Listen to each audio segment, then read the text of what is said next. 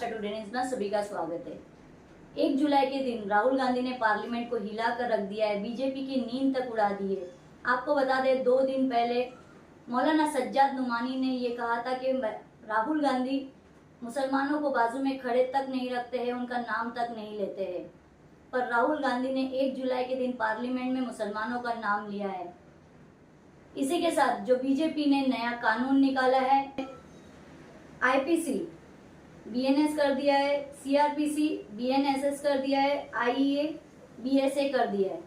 लेकिन इससे मुतालिक असदुद्दीन ओवैसी का कहना है कि ये कानून माइनॉरिटीज और अन्य तबकों के लिए टारगेट करने के लिए बनाया गया है।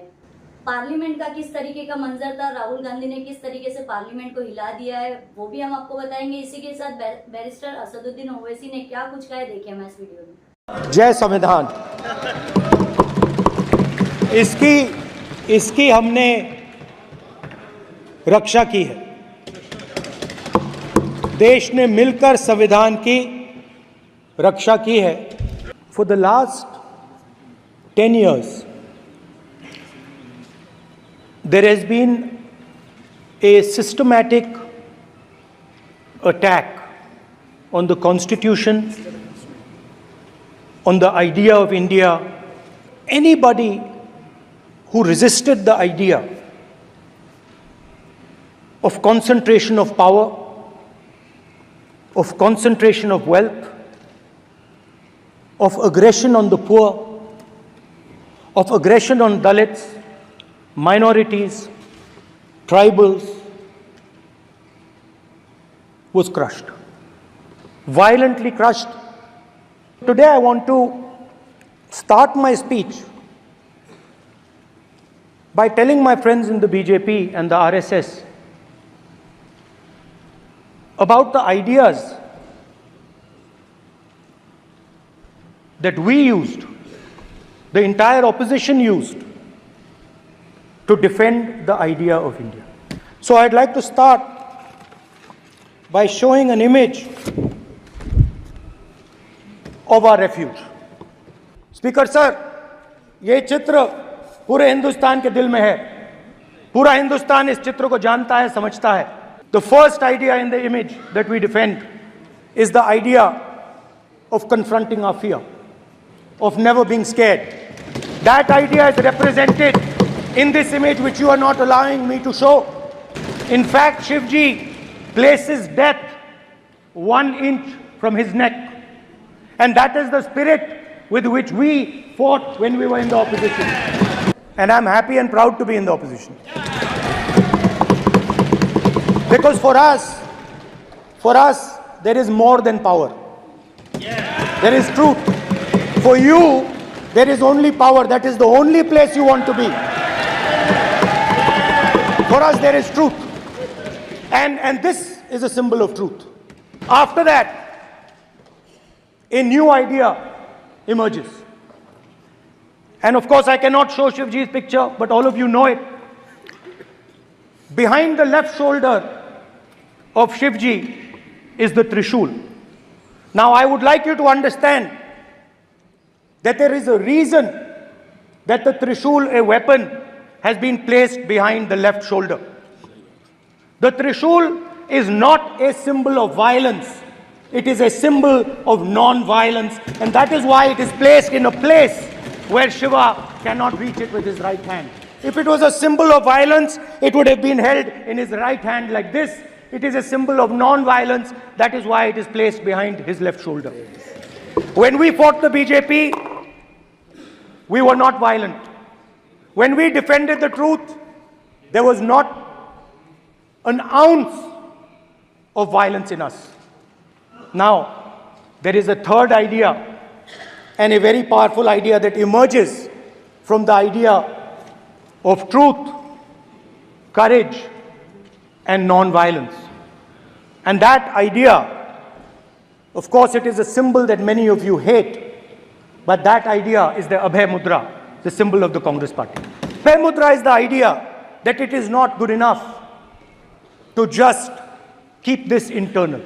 It is not good enough to not be scared. It is not good enough to use non-violence. It is also important that you make others not scared, that you help others become fearless, that you help others become non-violent. There's another thing I noticed, that it is not just one religion that talks about courage. In fact, all our religions talk about courage. मतलब इस्लाम में भी कहा गया है कि डरना नहीं है, और जब इस्लाम में दुआ मांगी जाती है तो दोनों हाथ से, दाएं हाथ से अभय मुद्रा दिखाई देता है। सर, गुरु नानक जी के चित्र में भी आपको अभय मुद्रा दिखाई देगा। गुरु नानक जी भी कहते हैं कि डरो मत, डराओ मत। जीसस क्राइस्ट की इमेज देखिए, उसमें भी आपको अभय मुद्रा दिखाई देगा। जीसस क्राइस्ट की इमेज में भी अभय मुद्रा, डरो मत, डराओ मत। उसके बाद बुद्ध भगवान, अभय मुद्रा।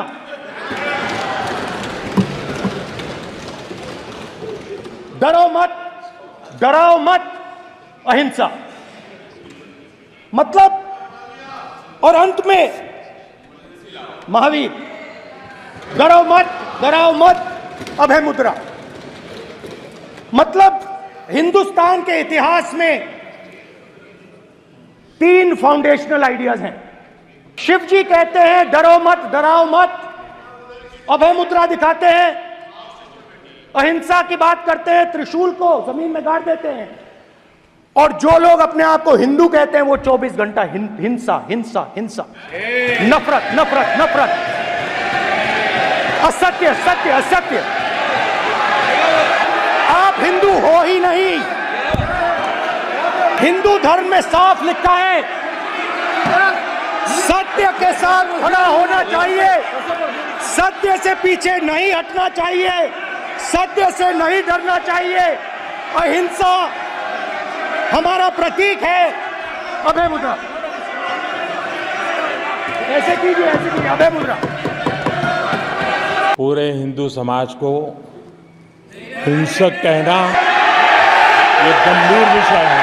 नहीं नहीं नहीं, नरेंद्र मोदी जी पूरा हिंदू समाज नहीं है, बीजेपी पूरा हिंदू समाज नहीं है, आरएसएस पूरा हिंदू समाज नहीं है। ये ठेका नहीं है बीजेपी का, सब हिंदू हैं यहाँ पे। आप बात समझिए, ये इसलिए चिल्ला रहे हैं क्योंकि तीर जाके दिल में लगा है, दिल में जाके तीर लगा है, इसलिए ये चिल्ला रहे हैं। देखो, चुप हो गए। हिंदू डर नहीं फैला सकता, हिंदू हिंसा नहीं फैला सकता, हिंदू नफरत नहीं फैला सकता।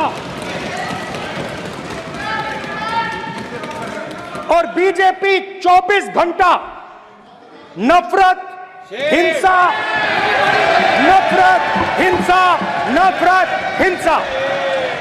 कहां कहां तक इन लोगों ने डर फैला दिया। मैं आपको अयोध्या से शुरू करता हूं। अयोध्या की जनता में, उनके दिल में नरेंद्र मोदी जी ने भय डाल दिया। उनकी जमीन ले ली, उनके घर गिरा दिए, और फिर अयोध्या के गरीब लोगों को, किसानों को, मजदूरों को मंदिर के इनॉग्रेशन तक नहीं जाने दिया। मंदिर के इनॉग्रेशन छोड़ो, उसके बाहर भी नहीं जाने दिया। और इसीलिए अयोध्या की जनता ने सही मैसेज भेजा। अरे भाई, अयोध्या की जनता को छोड़ो, ये तो बीजेपी वालों को डराते हैं। जहां भी ये देखते हैं, ये सोचते हैं कि भाई भय कैसे पैदा करें। माइनॉरिटीज को डराते हैं। नहीं, कांग्रेस नहीं डरती आपसे, आप कांग्रेस से डरते हो।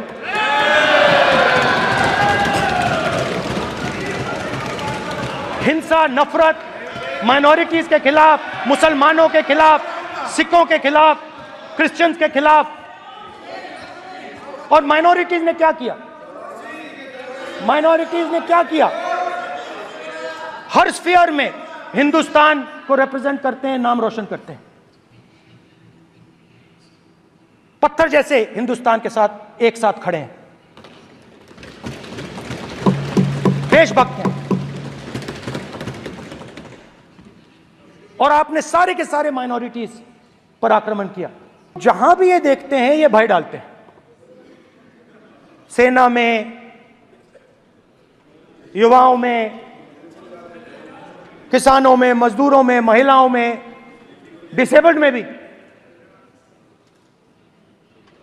और मैं ये भी कह सकता हूं कि सिर्फ बाकी हिंदुस्तान में भी नहीं, मगर अपनी पार्टी में भी भय है।